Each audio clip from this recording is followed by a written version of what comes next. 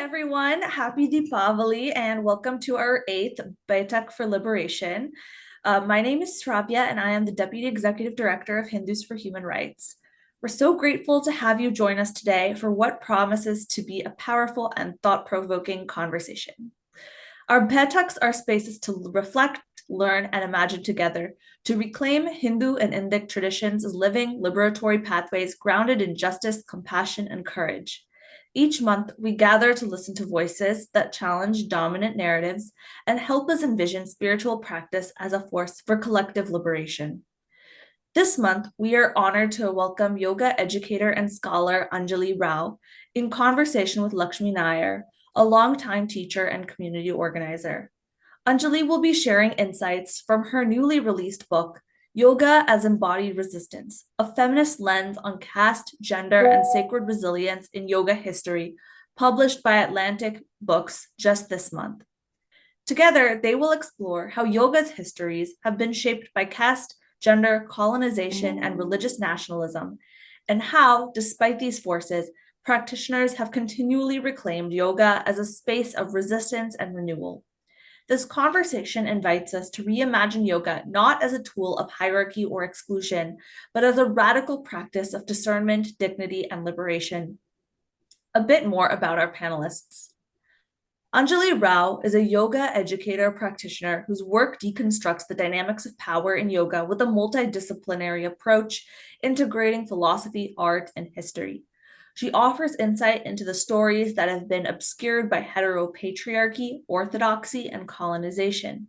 She is currently pursuing her doctorate in philosophy and religion at the California Institute of Integral Studies, exploring the formulation of movements of dissent and resistance in the religio-spiritual context. She is on the faculty of many yoga teacher training and continuing education programs. She is also the host of the Love of Yoga podcast, where she shares thought-provoking conversations with yoga scholars and activists on the front lines of liberatory movements. She loves the ocean, old trees, cheeky dogs, and lives in unceded, occupied Ohlone land in Pleasanton, California. Lakshmi Nair is a yoga educator and single mother of two, engaged in reimagining and reclaiming the pre-patriarchal, non-hierarchical indigenous resilience and resistance of our ancestral tradition of yoga, and creating spaces of belonging for herself and others to engage with the practices of yoga for self and collective healing and liberation. In 2014, Lakshmi created a self-empowerment focused yoga immersion and teacher training program exclusively for BIPOC in the territories of the Hinonoowe, Nuche, and Tsitsitsas, and many other Native peoples, known by the colonial name of Denver, Colorado. Since 2014, Satya Yoga Immersion has grown into Satya Yoga Cooperative, a BIPOC-owned and operated yoga cooperative operating out of Denver and with members nationwide. Lakshmi is also a proud HfHR member.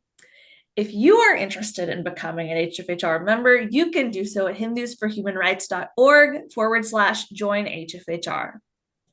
Finally, if you love the programming that we do, from our Baithaks for Liberation to our webinars and democratic backsliding in the US and India, I would ask you to please consider making a contribution to Hindus for Human Rights. We are a very tiny organization made up of a handful of staff and a lot of passionate volunteers, but lifting 3 times our weight. And every membership and every $50 Diwali gift allows us to stay afloat and keep being a Hindu voice for democracy and justice in the midst of the turmoil around us. So to donate, please go to hindusforhumanrights.org/donate, and we'll put that information in the chat. So before we begin, please note the views of our speakers they're their own, and they do not necessarily reflect the views of Hindus for Human Rights.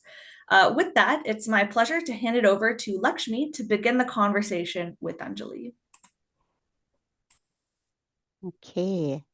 Vanakkam, Anjali. I'm so happy to be in conversation with you about your incredible book, for which I am so grateful, that you wrote a book like this as a yoga educator myself.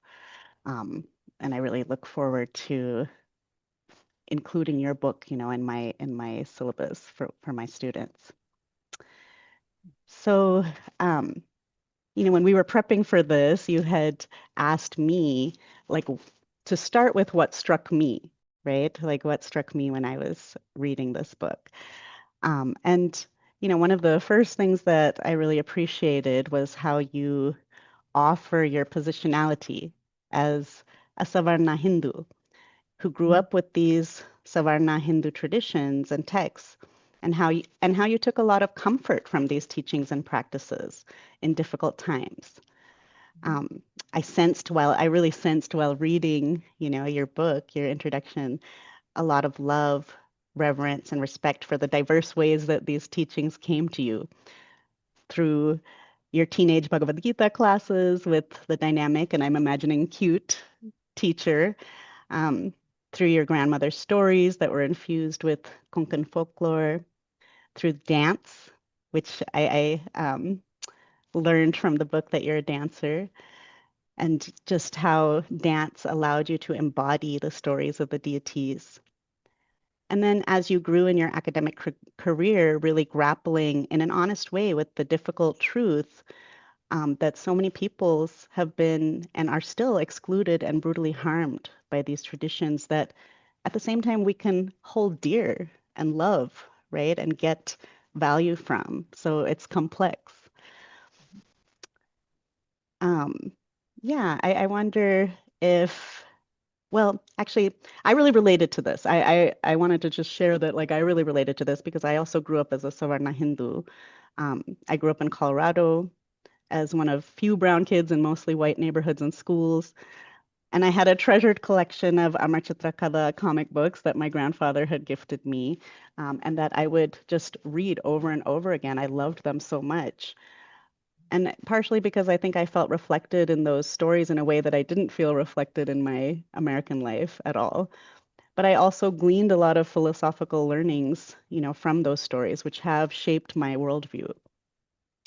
But of course, now when I look back upon those comic books, I can see how problematic they are in so many ways, right? I can see all the colorism, all the Brahminical patriarchal narratives, and yet they're still there in a stack on my bookshelf, because I have a kind of nostalgia for them. So yeah, like our relationship to these things is complex. And I'm just wondering, can you tell me a little bit more about your personal journey?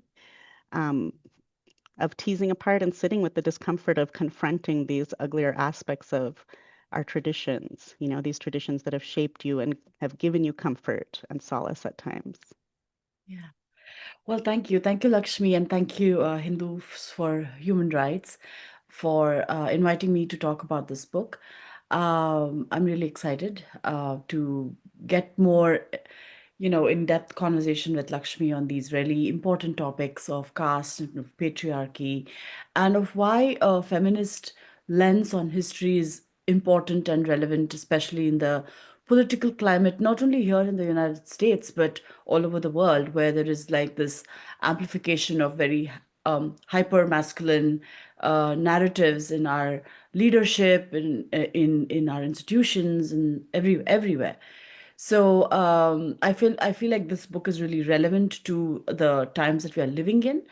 And to go back to your question, Lakshmi, the unraveling of the threads which are oppressive, of caste and of patriarchy, have been gradual. I mean, I grew up in India. I grew up in Bangalore, and at a time when we were just in India, we were just sort of grappling with what it really means to be Indian in a post-colonial India. I mean, I'm 52. I mean, I hear that's my age, and I grew up in the 80s and the 90s in India, where we are just sort of recovering in our understanding of what we are as a nation, and still kind of figuring out what it means to have a Indian education, which is apart from the British colonial education, and really being impacted and shaped by the education system, knowing the histories through a lens of the British colonial history of India. So my understanding of what it means to be a Hindu has only deepened and unraveled only in the past, you can say, 15 years, and after moving away from India, because what has happened now in India is a whole another thing about the far right movements, etc., which I kind of talk about in the book. So I came to these teachings through yoga, of course, and understanding yoga as a deeply integrative practice of healing for myself as a cancer survivor. And gradually I got to study the what we call as in the yoga land as yoga philosophy, which is to do with uh, the sutras and the Bhagavad Gita and some of the Upanishads, etc. And then as I studied them, I realized that there are threads of um, patriarchy in there, which are not very understood or even talked about, as well as I saw an Instagram post that it was the West that liberated the women to practice yoga. And that was like about 8 years ago. And from that moment on, I was really curious. First of all, I was really mad. And then I was really curious. I mean, is it really true? And where are the women? And look at the texts that we are referring to.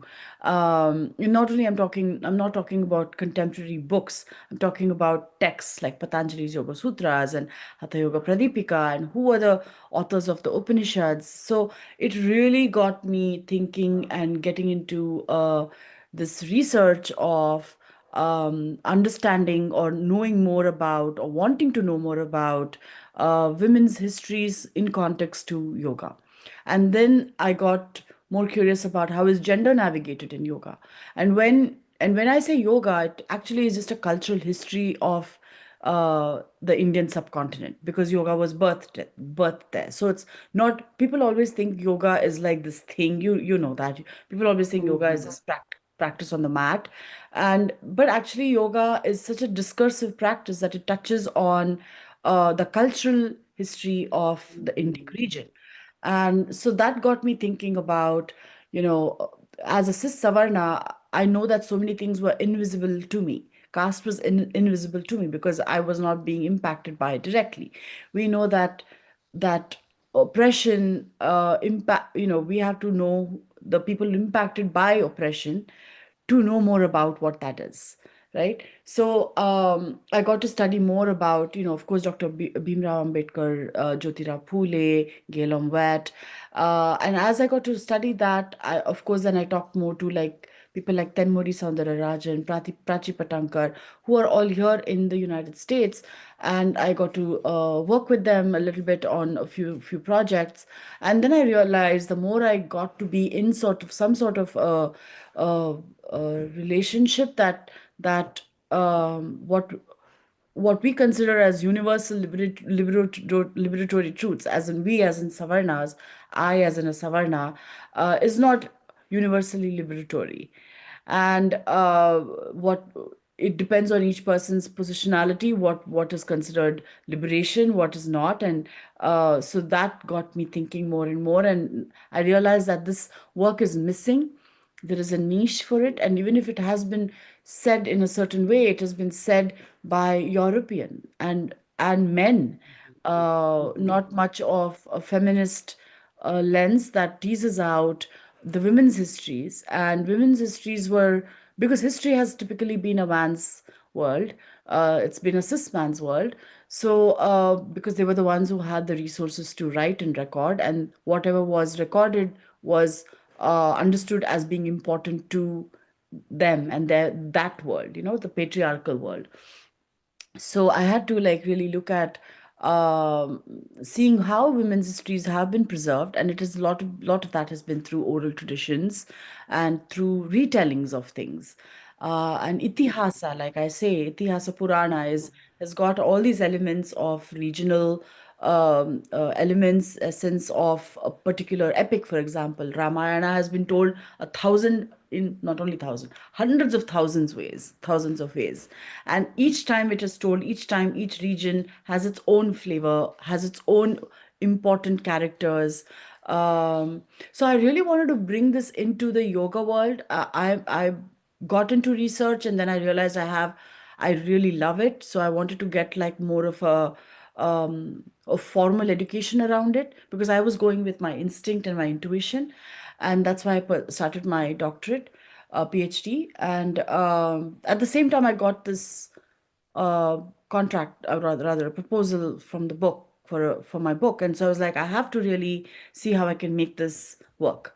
Um, so I developed the manuscript as an independent study in my first year of my PhD program, and I really my intention here is to bridge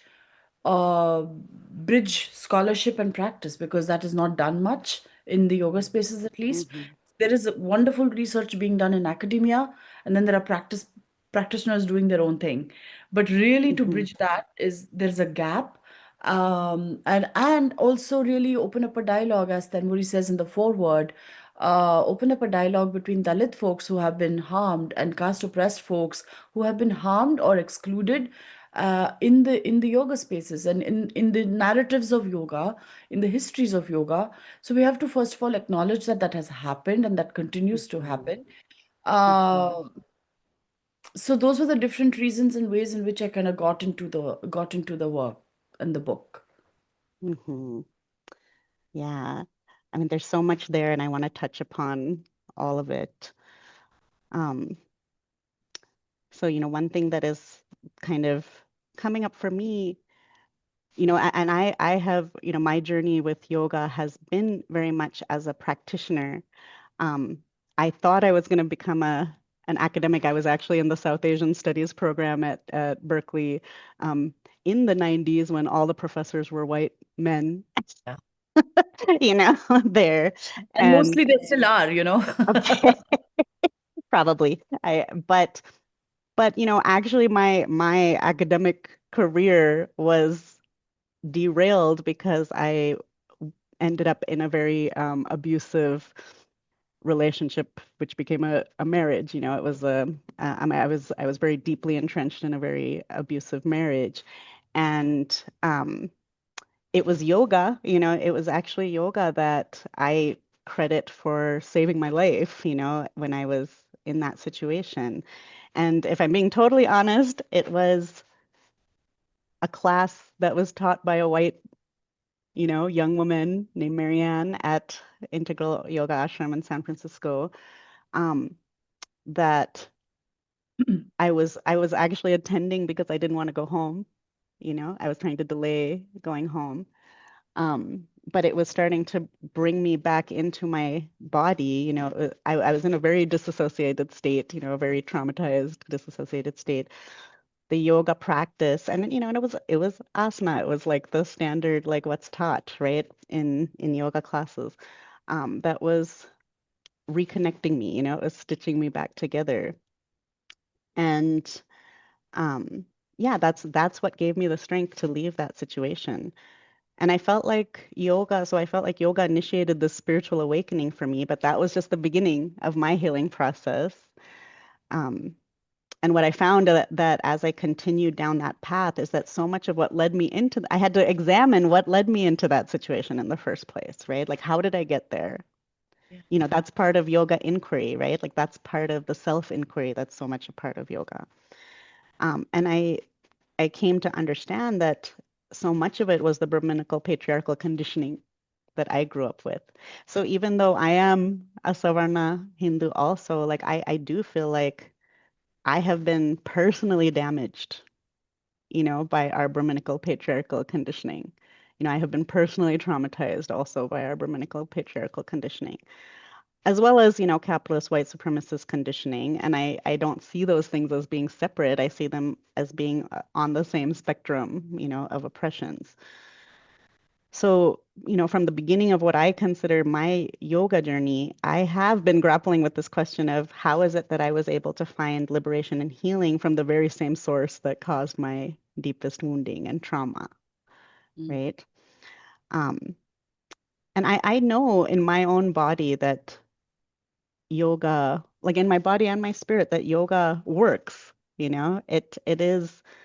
heals, it does offer liberation, but there's so many contradictions, right? Because of the vast historical and cultural context that you'd go into, in your book. And so, I've had these questions, right? These questions have been central to my yoga teaching career from the beginning. And like you, I've always been sort of swimming in this field of intuition because there aren't or there seem to have been such a lack of sources outside of this mainstream Vedic narrative, that never gave me any satisfactory answers for like why this like these horrendous iterations of patriarchy and caste. um, what are the actual origins of like this magic of yoga, right? Like this healing and liberation modality, right? That has withstood the test of time and is spreading around the world. And it's spreading around the world, for multiple reasons, neoliberal capitalism and all of that stuff being one, but also because it works, Mm, right? Like I don't think it would spread if it didn't mm. work, right? Like that. Mm-hmm. I think that's a really good point. Why it does yoga, and I think by that you mean like asana even, spreads as much as it is because I think human beings are increasingly disembodied right now. Mm-hmm. Uh, so any practice that kind of leads us into our body, and our breath, and we know that that is just not the physical thing. We're not only shaping our uh, our legs and our arms and our shoulders and our bellies. We are actually just also being getting in touch with our psyches, our emotions. Mm-hmm. There are, Mm-hmm. so, and it's not pretty. I mean, if it is done right, if yoga is practiced in the right way, it's a not pretty process. It's a very Not at all. deeply Mm-hmm. transformative process. And deep transformation is not a pretty process because we Yeah, have it's to messy. it is a very messy. It's messy, it's grueling, it's It is. It is. yeah. So I Mm-hmm. think because of like what you mentioned and which I also write about in the book, how neoliberal neoliberal spiritual capitalism is one of the most important reasons why yoga is spreading the way it is, and the kind of money that is being poured into it by these big Mm-hmm. corporations, Mm-hmm. um, and that it's spread all over because of homogenization, universal globalization, and all that. Excuse me. So it's spread all over, and it's there in India, it's there here. It's, this Mm-hmm. whole thing that, Baba Ramdev talks about it, how you eat this, you do this, and you do that, and then you will be this really healthy person. All of the things, it'll cure, according to all these people, it'll cure everything. So there is that sort of evangelical bent to yoga, and by Mm-hmm. that Mm-hmm. by that I mean all the practices. So that's why it's really critical for us to be discerning about what is being sold to us, and also question the systems that are selling it to us, of patriarchy, because we are said that a certain body type is more attractive. We are said that, a health which is framed in a certain way is more desirable. So we have to be that we, as practitioners and as humans, we just have to also realize that who's being left out of this narrative of what a, accomplished human being is, right? Right. So yeah. Mm-hmm. Yeah.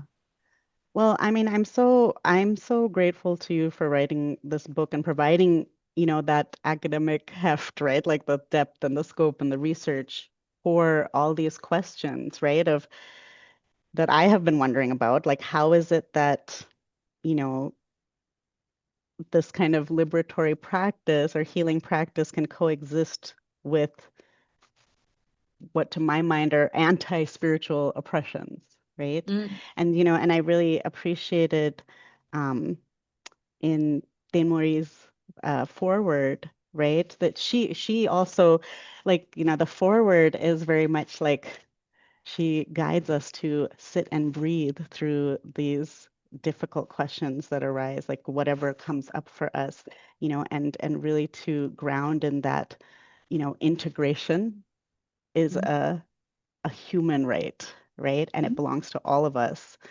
I question, I definitely question the origins of it. And I was just so happy to see the forward by Thenmuri Soundararajan, who is a foremost Dalit American activist and founder of Equality Labs. That was a huge point of resonance for me because I have, personal I have a little personal connection to the Tenmuri also. After I left my marriage when I was in my 20s, I was fortunate enough to be able to take a digital storytelling workshop with Tenmuri. Um, and, she helped me articulate my experience and turn it into a creative project, which was, a very healing thing for me. If I was going to relate it to yoga, it's like throat chakra, Vishuddha chakra. It's like the throat is the purification center, like for us to be able to tell our truths, for us to be able to um, express ourselves is some of the most profound healing, and Tenmuri was able to give me that. So I always consider her a teacher, on my liberation path, and I've followed her work as she has evolved into such a powerful um, voice in the anti-caste movement. Um, yeah, so I think it's as a Savarna Hindu writing about yoga, it's like such an honor to have a Dalit feminist write your foreword, right? And to Absolutely. endorse your work, to endorse your book. Absolutely. And it also came out quite serendipitously. We were talking about something else, and uh th- I don't remember what it was, and I was at the same time thinking about writing this book. And as a Savarna, I didn't even want to ask, because I was like, that's just such a, I did not even dream. But I was just telling her that I was going to write this book. And I think what has struck us both is that we are able to, and I will not claim great deep friendship, but definitely we have a relationship where she's been able to tell me when she read the manuscript that some things were dissonant for her, with her Mm-hmm. positionality. And I thought it was an important thing to even include in the foreword, which she has, that this is actually one of the first of its kind. The book is one of the first of its kind, where a Dalit, like you said, Dalit feminist writing a forward for a Savarna woman. And I think the only reason why one of the reasons why it worked is also because we could have that dialogue of saying, this Mm-hmm. is my positionality and this is why I'm feeling this way. And so then I said, this is why I've included it, and I'm going to, like, maybe uh, uh, include what you're telling too, your perspective too, like take in your critique too. So it was that sort of a Mm-hmm. openness, and I think that is missing today. And I really would love for more people to do this, because we are always in this polarized rhetoric of everything, like the right, the left, the Mm-hmm. all of that. In every way, there is so much of polarization. And one of my dreams and my aspirations for this book, honestly, and my prayers for this book, honestly, is that it opens up people's um, ideas for saying, how can I build a bridge to something that has always been thought of as the polar opposite, right? How do we really Mm-hmm. get to that? I'm not just saying a middle place, but a place of dialogue, a place of building trust, a place of relationality, not in an extractive way, but in a really relationship building, trust building way. So, that takes time. As you know, it's not like there is it's not like you just go to somebody and say, hey, let's talk. We have to kind of do it over a course of time. and and then solidarity is an ongoing practice, right? I mean, Mm-hmm. once you have made think that you are going to be in solidarity for people who are facing caste oppression or Islamophobia or any of that, or xenophobia or racism or transphobia, any of that, then we have to make it a ongoing practice, just like how yoga practices. I look at my own solidarity practices as my own yoga practice, where it's like an ongoing thing. Mm-hmm. So yes, absolutely, it's been an honor. And honestly, I don't know whether I would have even written a book about caste without people who have been caste or who are caste oppressed saying that they are okay with it. Because it's not Right. my place to write about caste as a cis Savarna. But what I can do is shine a light on these threads in yoga spaces, be very specific about my positionality and my expertise, and then kind of really go into that in a very intentional way, you know. So that's what I hope I Yeah. have done. Yeah. Yeah, I think that's like beautiful modeling, right? Because we have to, yeah, we have to be honest about our positionality, right? Like when we come into a space so that we can talk to each other, right? As humans and know where everyone is coming from. Yeah. Um, we do have folks in the yoga sphere, myself included, who are talking about yoga and social justice. I mean, I think especially here in the West, maybe, but um, it seems that the focus is mainly on the harms of Western cultural appropriation of yoga. Why do you think people, South Asians especially, are afraid to touch upon caste Mm. as a topic? That's a really good question. Um, First of all, we cannot talk about social justice without talking about caste oppression in Mm-hmm. terms of yoga. And what has happened now in the West is there are these big groups of people about in the yoga world. There are people who talk about yoga and social justice. Then there are people who don't talk about yoga in the social justice aspect. And Mm-hmm. there is not much, in my opinion and my experience, and I've been in this world for a while. Um, there's not much really reckoning of one's own positionality when it comes to talking about social justice. Our own positionalities of privilege as a cis Savarna, or of education, and all of the ways in which we are holding privilege. And I don't know whether there is enough understanding of what caste even is. And even if there is, it's done in a very perfunctory way. Oh, you do a seminar, you do a webinar of caste, for example, and at the same time, there'll be like another webinar with another very pro-right, uh, patriarchal teacher. So it's like really not much building insight and inroads into caste abolition, or understanding where we hold internally our own caste privilege, right? And I think there is a lot of erasure too of South Asians in the yoga world in the West, right? Because it's pretty much white dominated, both in academia as well as people who have, practice, whatever, teachers and all of that, studio owners. So typically it's a very white dominated place. So whenever a brown person, a desi, gets into the yoga place, then there is a way of wanting to protect it.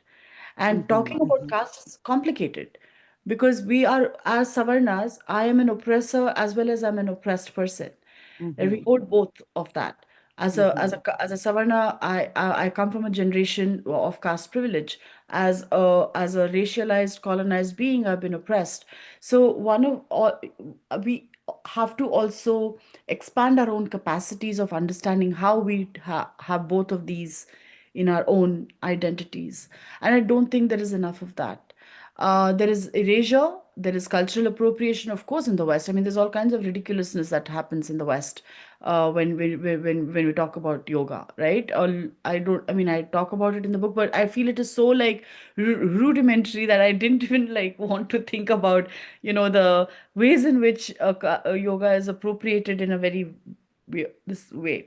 But yoga history, if you really look at it, is so complicated that there is how Brahminism spread in the region has been also a case of appropriation of indigenous systems of tribal medicine of all the things, Mm-hmm. right? So of deities who are grama devatas, for example, who are village deities, worshipped Mm-hmm. by and thought of by really as integral for a village, then they get absorbed into this sort of a pan-Indian, pan-Hindu Yeah. pantheon of deities. So I talk about that in the book because that is not Mm-hmm. understood much. And even if it is understood much, it is done in a very scholarly way. And I Mm-hmm. really wanted to bring it to the yoga spaces because there is so much of randomness that happens. There are deities that are worshipped in yoga spaces which have absolutely nothing to do with yoga, but it just shows there's an exotification. If you place a Ganesha idol in a certain way, people think that, that, oh, I'm respecting the culture, but people don't really understand what the connection is to the practice. So there is just sort of so much of overlapping of so many different threads of what we consider as Hindu in the yoga world, and in so many ways, those are also being appropriated by the West. By the West, I'm saying here in Right. the United Mm, States. So I really wanted to kind of tease out the history of appropriation. mm-hmm. Appropriation is not new, obviously.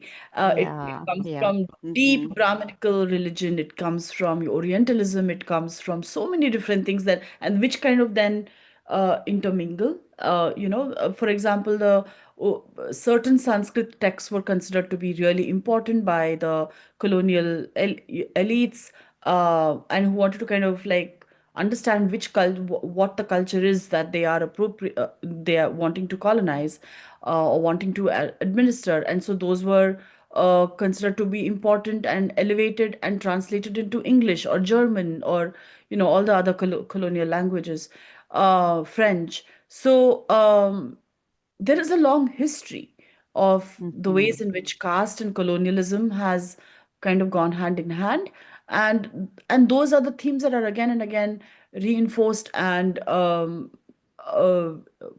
sort of taken as truths, and sort of centered as yoga history.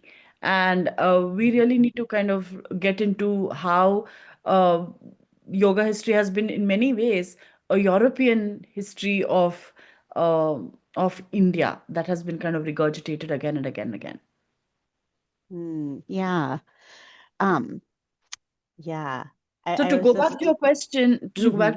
to go back to your question about why is it that Indian yoga teachers or South Asian yoga teachers don't talk about caste, is first of all, I don't think there is much understanding of their own caste privilege and how that impacts our life, how that Right. impacts Mm-hmm. what we understand as our religion, and Mm-hmm. so there is not much of that, the connection, and how it has shaped yoga, how it continues to shape yoga. So and who gets left out and who don't come into the yoga classes because of caste, right? So many Dalit Mm-hmm. folks, Bahujan folks, and all, they don't even want to come, and I understand why, Sure. because Mm-hmm. it's deeply triggering and deeply activating for Mm-hmm. people to come there. So I get it. So it's like uh Yeah, it's kind of like how, you know, a lot of the people that focus on Western cultural appropriation of yoga might feel the same going into Western yoga classes, right? Like that this is exactly. somehow not. And that, even having that experience, um, I have wondered, and again, through sort of intuitive floundering, trying to swim in this vast ocean of, all the things, right?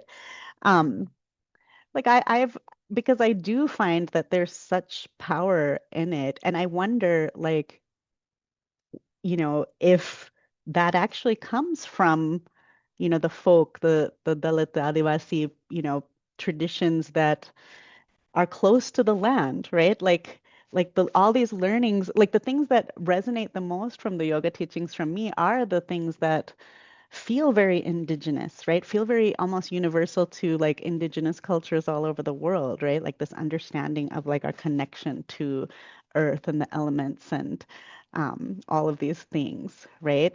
And so I've long wondered whether there's been Brahminical appropriation, right? That has happened. So I really appreciate you touching upon that and naming that. Um, that appropriation has been going on, and appropriation is a function of power, right?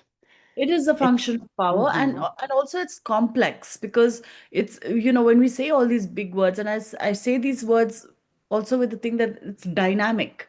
There is Sanskritization, there's vernacularization, there is, the people converted, or rather translated things into Sanskrit, regional texts into Sanskrit. Sanskrit got translated into regional texts. All those things were also happening. But what is happening Mm-hmm. now and has happened in the past, say, 50 years, is that there has been an erasure of so many of those layers. And there is this notion that there is only one thing which is the right Hindu way. And that is the problem, I think. And that is reflected in the yoga spaces, because yoga spaces are a microcosm of the larger dominant culture, be it in India or here. You know, Mm-hmm. it's a microcosm of the larger culture. So those same sort of themes then get repeated. Here, for example, if it is, oh, having a thin, hyper flexible body is important.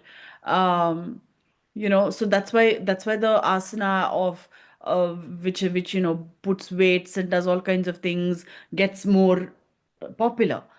Mm-hmm. And same over there. The government there is very wanting to homogenize a very diverse Hindu understanding to like the certain notion of what a Hindu is, Mm-hmm. right? And the Mm-hmm. same thing gets reflected in the yoga spaces there too. So it's like Right. it's like a mirror of power, mirroring of power, but in expressed in different ways.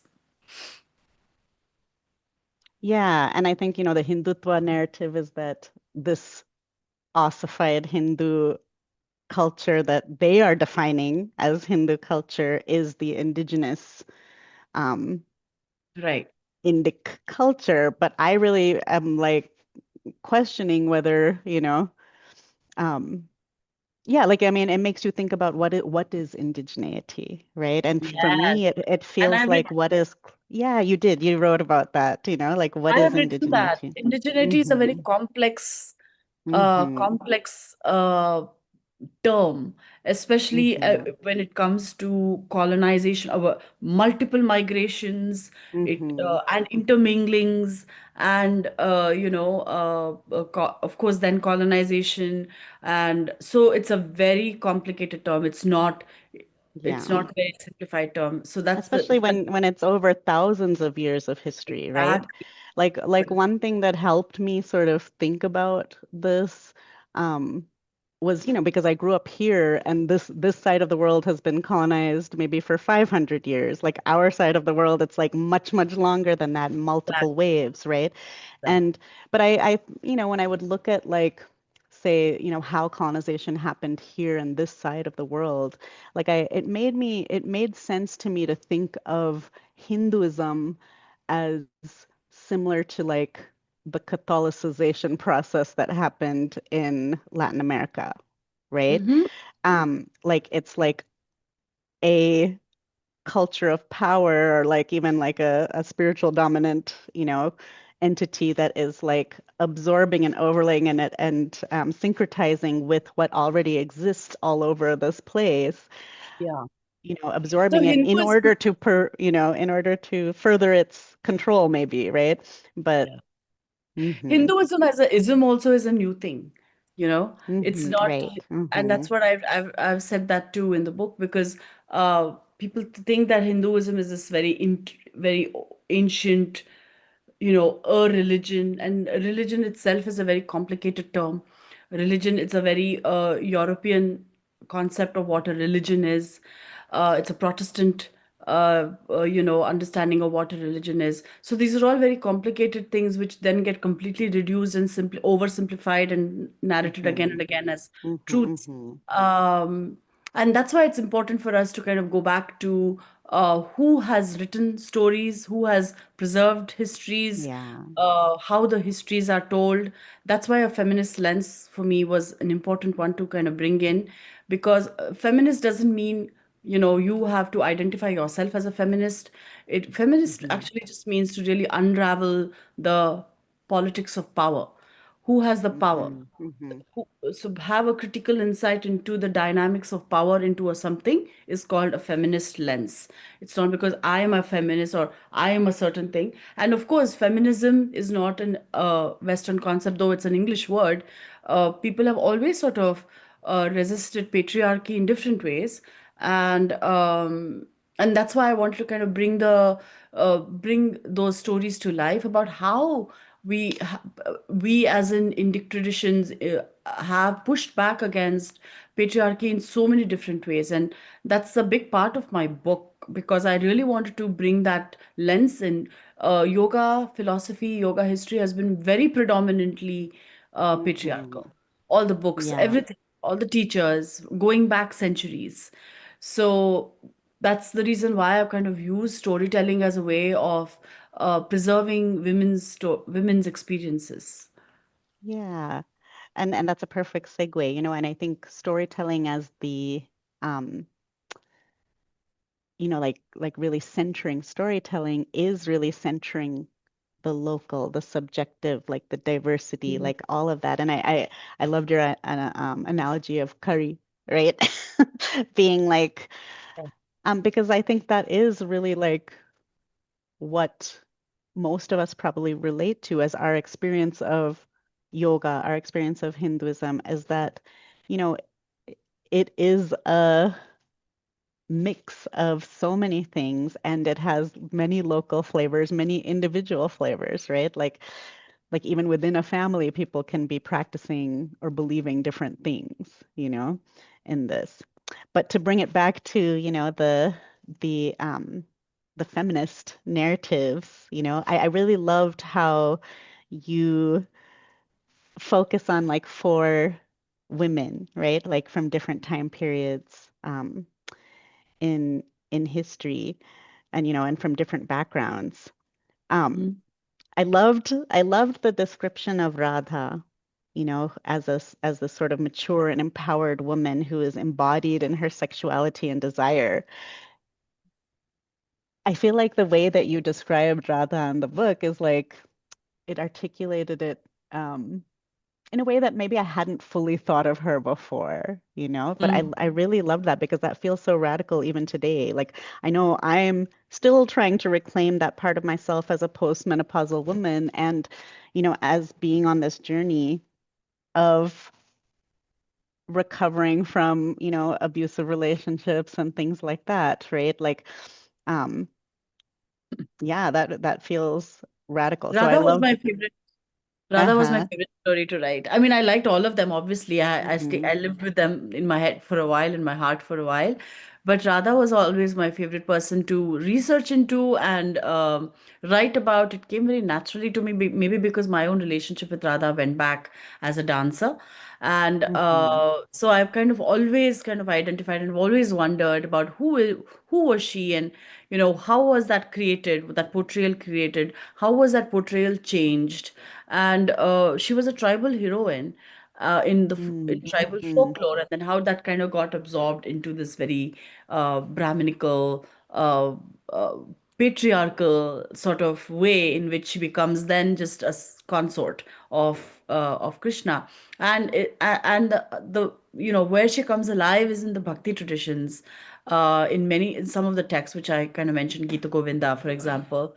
So I really enjoyed writing about Radha, and I also enjoyed writing about. I mean, I enjoy writing about all of them, but the first one also challenges the constructs of gender and how gender is actually thought of.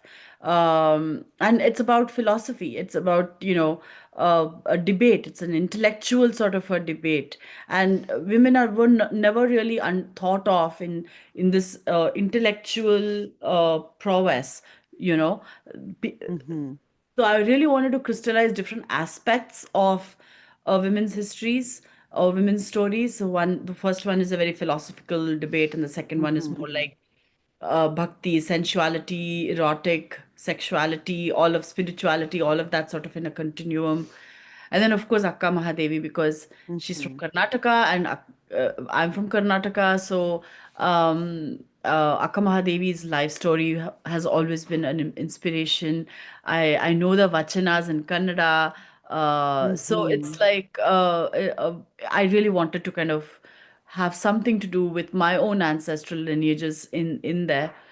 And I wanted the last one to be something completely different in terms of positionality. So I wanted um, a Muslim person who's also pushing back against patriarchy in her own way, in her own religion. And so then, that I don't want to like give away what I've written about her, but those stories are not really told much in the world of yoga. So I wanted to kind of bring those four lenses in and really tease out all the other layers that come with it, from dissent to debate to embodiment, radical Hmm. embodiment, to really questioning and seeking and reclaiming agency, body Yeah, control and agency. Yeah, you do a beautiful job of that, and the structure of the book is told through those four, women's stories, and it was really beautiful. thank Um, you. I think, yeah, like why is it important for us to know about these women who challenge Brahminical notions of propriety, Yeah, for because women, and because also like why is it, how is it tied? You talk about how, Brahminical patriarchy is very much tied to control of women's sexuality, but also control of our intellect and all of these things, right? That. everywhere. Yeah, Hmm. yeah. I mean, I go into a lot of like what do you say, teasing out of how Brahminical patriarchy is basically a operationalization of control of Hmm. women's sexuality, because it was understood that, I this my lineage has to be pure, and for that I have to Hmm. control a woman's sexuality. So she has to get married really young. She has to, do all the things. She was considered a part of a man's spiritual religious life, an important part, but not the center of it, you know. Hmm. Um, so those are the things that then continuously get repeated and reinforced in so many different ways, and of course in the yoga world as well.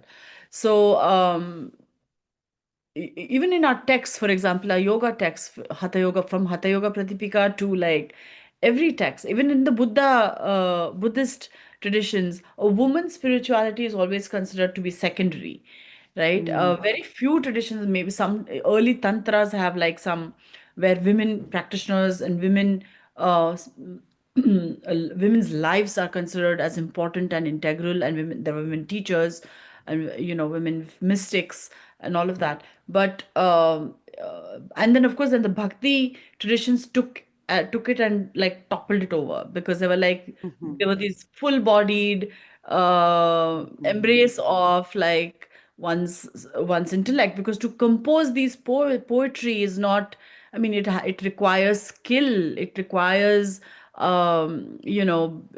emotionality, it requires an intellectual capacity, and so that is that needs to be also acknowledged, that bhakti is not just and it should not be just, it's not just emotionally like feeling a certain way, but also feeling it and narrating it in a certain way, and those words are still resonant today, and we still think about them, we still dance to them, we still listen to their songs. Why? Because it really touches us, it touches some part of us Hmm. which is not Hmm. really touched in the modern world, Hmm. so we need to kind of reclaim those traditions and those voices and those understandings of a human experience.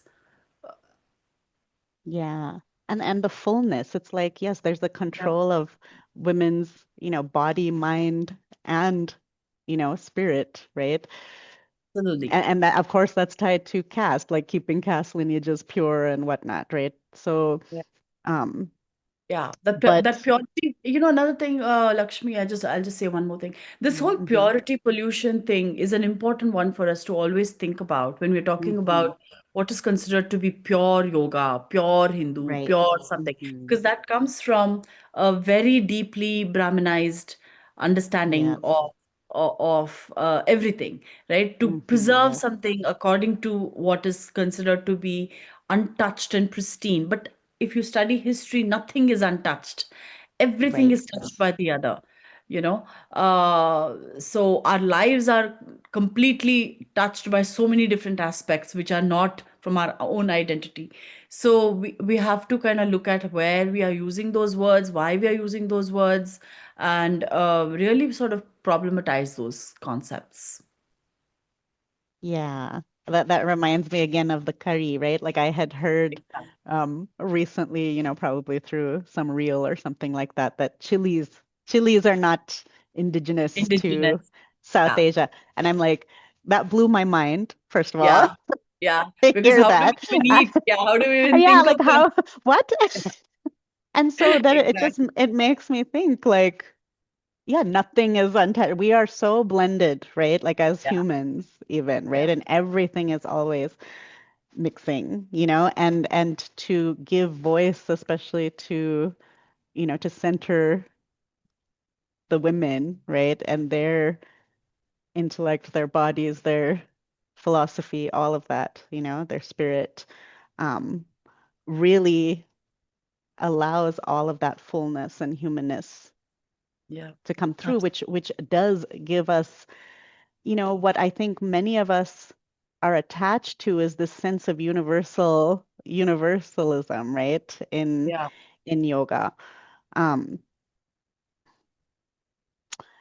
so, Sunita wanted to ask this question, and I want to make sure that I include this question that Mhm. many of us feel most connected to this transcendent and these universalistic truths of yoga. Yoga feels inherent to our common humanity, as we just talked about. But how can Mhm. we weave together this truth with a nuanced discussion of appropriation that doesn't erase the complexity of power dynamics? I mean, Right? I mean, everything. I think we've been talking about that, but Yeah. if you have any more to say. Well, I think one of the things that we have to always kind of consider is everything occurs in the context of the times. Nothing is coming from the ether, like all these liberatory teachings and all that emerged because of the socio-political context or as a response to the socio-political context from historical times. So we have to hold both, that yes, liberation and liberation in a specific political context, and how that has been operationalized, how that has been weaponized, how that has been excluded folks. So these access to teachings have excluded folks, have harmed folks, right? Hmm. So it's not nothing is entirely liberatory. It's everything has ways in which people have accessed it and understood it and interpreted it. So it is a lot of the things are what we call as epistemological things, Hmm. how we Hmm. know things, Hmm. so yeah, so both are true. The Yep. teachings of yoga Hmm. are liberatory, or have aspirations toward liberation and Hmm. transcendence and transformation, Hmm. but also it has harmed in terms of exclusion, in terms of appropriation, in terms Yep. of Hmm. stratification of people. Um, Hmm. so yeah, both are true. Yeah, both and I think is like always a Always. good, you Yeah, know, good framework, because, yeah, because otherwise it's just spiritual bypassing, right? If we don't exactly. acknowledge the ground, if we don't Exactly. acknowledge the ground that people are living with. And that's why I Yeah. like, I love this like um uplifting of this embodied, Yeah. essence also, right? Yeah. Because we have to like it's useless unless we embody it, Absolutely. unless we bring it down to earth. Unless just or otherwise it's just theoretical and Hmm. conceptual and Exactly. It's conceptual and theoretical like the ivory conceptual and tower, right? exactly, and Hmm. conceptual and theoretical are also important, but it doesn't, but that's where the feminist lens comes in, because the feminist lens, especially the black feminist lens, the indigenous feminist lens Hmm. has always to do with how it matters in terms of our lives, as in lived experiences. So yeah, both are true, and we also have to understand our own positionalities toward it, right? Our own orientation toward it. Yeah. Yeah. Okay. So I'm Anjali, thank you so much. I'm seeing that there are 5 questions in the Q&A. Mayank or Shravya, would you be able to, I'm not actually seeing the questions, so if I don't know if maybe Can I say something before the Q&A? sure. Um, Yeah, I just also want to say, like, this book, when I started writing it, I reached out to three people to talk about. Like, these are all scholars. Some of them talk about social justice. So I said, would you mind reading it and giving me a blurb to write at the back? Mm-hmm. And they said no. And they said no. They all have caste privilege. Some of them are, two of them were men, and Mm-hmm. so many people who are in the yoga and social justice world today have not uplifted it. And it's because of all the things. It's because of scarcity. It's because of these cliques that are formed in yoga land. There's been radio silence on the book from a South Asian perspective, from a yoga perspective, from a Desi perspective. And I just Okay. want to say that if I can be uplifted and amplified by the folks who are listening, because I've really not sold myself in any way to sell the book. I really just want to shift culture, and I really want to bring in these concepts. And this is done with great danger to my own life in many ways, because these are very Mm-hmm. controversial and politically charged topics. Mm-hmm. So Mm-hmm. that's my ask and my request from folks who are listening. Please uplift the book. Please talk about it. Please, read it, of course, and share what you think about it. And I would really appreciate that sort of a honest um, understanding and knowing of these things. So, yeah. Yeah, okay. Thank you so much, Anjali. Yes, everybody, please uplift the book and engage in the dialogue, because these are such important questions for us to grapple with if we actually want to reclaim yoga from, the forces of Hindutva and um, other oppressive narratives, right? Like we need to engage, we need to be in inquiry, we need to have discernment, we need to and bring so much in this book for us to engage with. So, I'm so appreciative and so grateful to you for writing this book, Anjali. Thank you for a Um, wonderful conversation, Lakshmi. yeah. So are you ready to look at some of Yeah, these questions yeah, yeah, from yeah. our Bring it. Yes, participants? Okay. yes. So we have a question from Anurag. Just started reading your book and really excited. As a new yoga teacher who is South Asian and also trans, how do you recommend navigating teaching yoga in the liberatory and non-oppressive principles that you mentioned? In other words, how do you teach anti-colonial, anti-caste yoga without pissing off the yoga establishments and institutions, especially here in the US?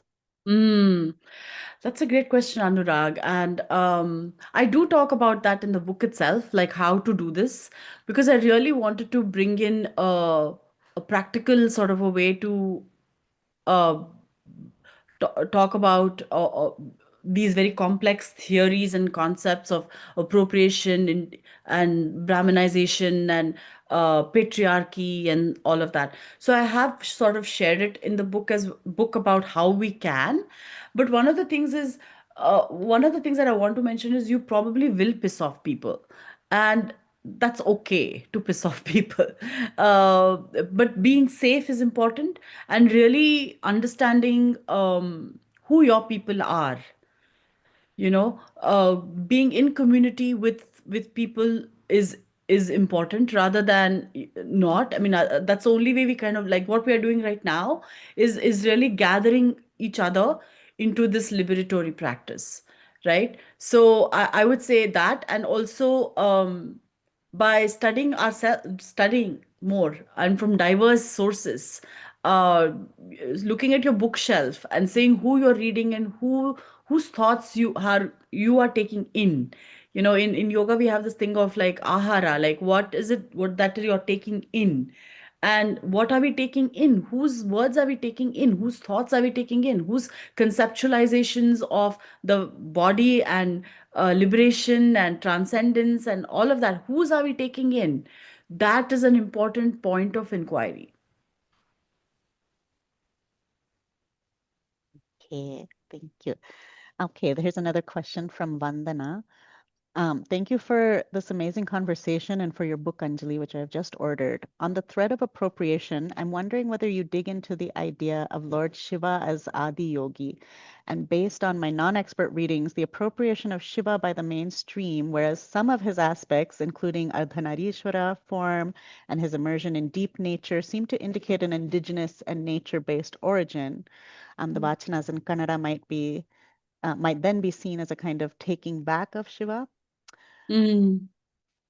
Thank you. Well, that first of all, that's a really good question. Adi Yogi. See, the thing is, all the Puranas thought of these concepts and gave form to these concepts, right? So I that's why for me the second chapter on Radha was an important one to kind of say, because Radha comes in Puranas, which is basically expanding on the mythologies, the stories of deities. Deity was developed. What is a deity? Who's a deity? All those were developed through storytelling. And uh, people, se- se- considered uh, this ascetic l- way of looking, which was then embodied as Shiva in a certain way, as the what do you say, the deity of yoga, right? And it, I mean, they may not be just one, but they may be like an amalgamation of different mendicants who were in that region, who kind of then started teaching and sharing about these very deeply mystical, deeply physical, spiritual practices. And then that kind of got preserved in cultural memories, that kind of got told and narrated in a certain way in many memories. And then it got absorbed into the mainstream, and by mainstream I mean the Vedic Brahminism that was spreading during that time. And again, that got, as it went from the north to the south and the east to the west, it took in regional influences of who those deities were for those particular regions. So for example, in Akka Mahadevi's world, Chennamallikarjuna is the deity. That then gets taken, or that already had sort of uh, thing of Shaivism, which is Shiva's Shiva worship. So it's very complicated. It's not a single narrative. There are multiple narratives that then go into a text, for example. So it's really important for us to kind of tease out those very big threads. Hmm. Okay. uh, Um, Here's one more from Anonymous. I love that question from Sunita. What do you think of the idea that yoga is beyond identity and we need to transcend identities, whether as man, woman, or caste? It is. I mean, the teachings are about liberating ourselves from cultural conditionings. But right, that is the Mhm. crux of the teachings, that dukkha, that also came from different traditions, that came from Shramanic traditions, uh, and then which later get coalesced into the Buddhist and the Jain tradition, for example. It also came from ascetics who were rejecting caste hierarchies of Vedic Brahminical religion of the time, right? So yes, yoga, the many of the teachings of yoga are about liberating ourselves from our attachment to identity as an aspiration, as a goal. But who got to learn that? Who got more, what got distilled and how it got distilled, and who learned it and who were not getting access to it, who were even harmed by some of these hierarchies that came into place, that also has happened, right? So we have to Right. kind of, like I said, it always, everything is based in a certain context, in a certain religion, sorry, in a certain region, in a certain time period. And then there are developments that then get absorbed. Yoga has been very porous. It has absorbed all these sort of elements of the world that it was in, as it kind of moved from region to region, as well as point in history to the more contemporary world.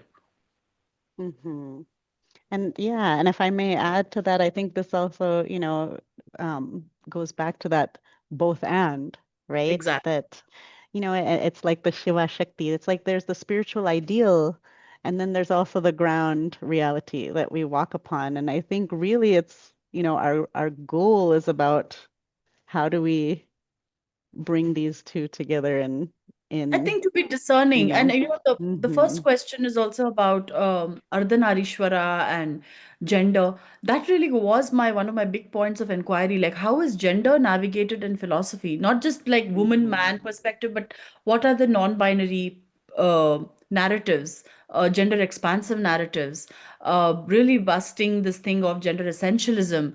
Those are very big concepts in our traditions, which then get reduced and sort of imposed upon by colonial powers later on, but also very patriarchal systems that were from the Brahminical thing, because Brahminism sort of in many ways reduced all those things, because these were understandings which were based off from um, you know um, regional local understandings of gender, which was far more fluid. um, so that's why my first chapter is actually a love letter to trans folks, because I knew that was the first story I had unearthed based on my research 6 years ago, and I kept that story hmm because I wanted to see.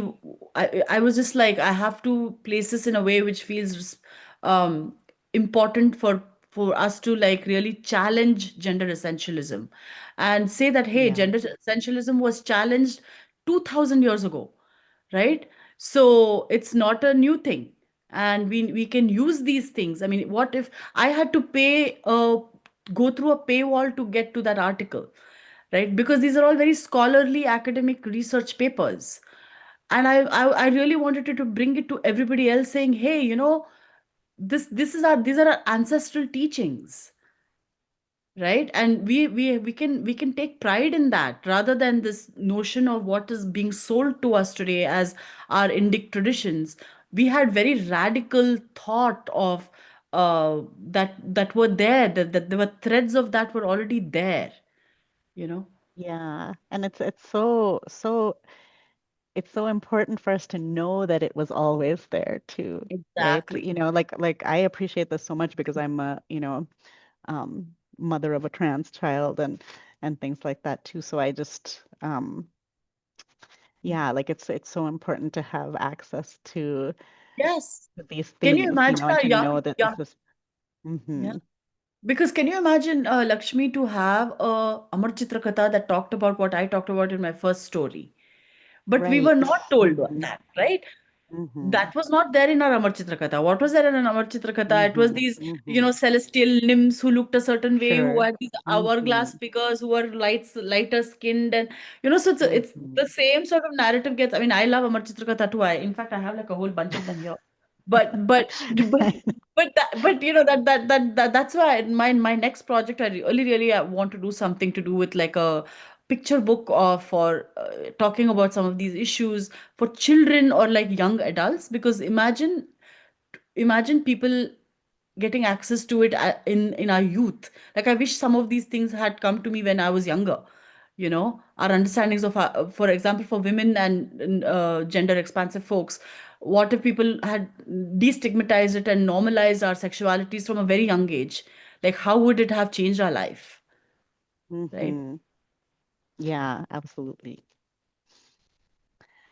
Okay, there's a couple of more, and I'm thinking maybe we can combine um, these two questions. But there's this question um, from Sujata. I didn't know about caste exclusions in yoga. I did feel it as in spirituality. So thank you for bringing this. I do try to bring feminist views in my art.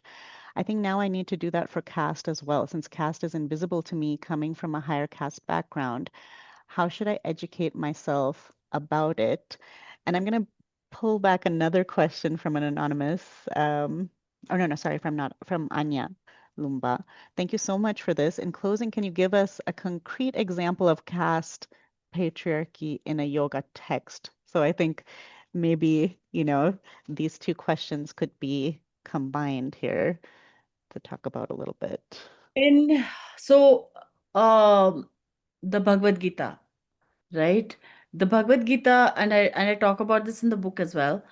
Um, the Bhagavad Gita, if you look at it historically, it was in obviously in the Mahabharata, and it was composed at a time, and the composition of of the Mahabharata is over a few hundred years, and as the development, every epic is composed in layers, not in one sitting, right? So as the society changes, these stories were added to the epic to reflect what was important and what was going on in the world outside, right? So in the Mahabharata we have the Bhagavad Gita. In the Bhagavad Gita we have the first chapter in the Vishada Yoga, where Arjuna is saying, I can't kill my kin because there is my I look out and I see my teachers and my uncles and my cousins, and how can I kill my people? And Krishna tells him, this is how you should, why you should do what you should do. You're a kshatriya, and this is your duty, your dharma, and so on and so forth. Now, in that itself, there is a thing on varna, which he says, as your varna is a kshatriya, you should do it, because otherwise, what will happen is there'll be what we call as varna samkara, which is a mixing and an intermingling of castes. And if there's an intermingling of caste, then society itself will collapse, right? So there was this understanding that society has to be maintained in a certain way, because otherwise there will be no order. And uh, that according to those times was to preserve the caste or the varnas in a certain way. And that's how we got even the jatis, which are the endogamous units where you don't get married outside your caste, and people got more and more ossified into those caste identities. So it is ratified in the Bhagavad Gita itself. And I talk about the different layers of interpretation of Bhagavad Gita. And the Bhagavad Gita then gets absorbed into, so for example, Vivekananda's Raja Yoga later in the 19th century. And it gets amplified into anti-colonial Hindu leaders. So on and so forth. So it kind of continues and on and on and on in the yoga world itself. I'm not even talking about other outside, but in the yoga world itself. So that's one example. And yeah, and I think the question from Sujata was like, how should we educate ourselves about, be to come out of this kind of caste invisibility that we may have as Savarna people. Yeah, I think it's an important question. I think you should. I began by reading other people from other positionalities. Dr. B.R. Ambedkar's books. You can read, I mean, I always say read the people who have impacted by that particular system, and then you'll know another perspective. So read Dr. B.R. Ambedkar's books. Read, of course, Tenmuri's Trauma of Caste, which is more about even the U.S. And then there is also Arundhati Roy's edition of The Doctor and the Saint, and in which she has written about annihilation of caste comes in there. Read Gail Omvett's works. So many works. So I would say begin by educating yourself in terms of how caste has impacted and has been shaped and has been internalized by institutions and codified and all of that. Yeah, perfect. Thank you so much, Anjali. This was such a enriching and incredible conversation. And I'm, again, so grateful to you for, writing this book. Um, yeah, and if you have any last, comments that you'd like to share before I turn it back to Mayank to close our Baithak. Nothing. I'm just very grateful to have this conversation, Lakshmi. And just to have these incredible questions coming up, and the space which is allowing me to even voice these sort of controversial things is important, because I don't see that being given to many people, including myself. This will, in many ways, disrupt what people think of as yoga. what people think of as yoga history, what people think of as cultural history of the Indic region, I hope, because I've shared Mm-hmm. it in a more accessible way without oversimplifying anything. So it's definitely not a very easy, like sitting on the ocean and reading the book kind of a book. It's like a more of a sitting and really wanting to grapple with some of these things kind of a book. So I Mm-hmm. invite people to read it, and I invite people to be in conversation with each other with it, really grapple with how we can bring some of these reflections and reflect yourself, how we can act upon them, um, and know that all this is very relevant even today in our everyday life, in our political system, here in the US as well as in other places in North America, Europe, all over the world. Because we are also seeing a rise of authoritarianism all over the world, Mm-hmm. which is basically Mm-hmm. a manifestation of hypermasculine, patriarchal Mm-hmm. notions of what leadership is. And how can we do Mm-hmm. that is by basically keeping stories alive of our ancestors who kind of push back against these very same systems, but enacted in a different way in a different world, you know. Mm-hmm. Mm-hmm. So thank you, and please go buy Yeah, the book so and powerful. read and Mm-hmm. get in touch with me. Yeah, so powerful. Thank you so much.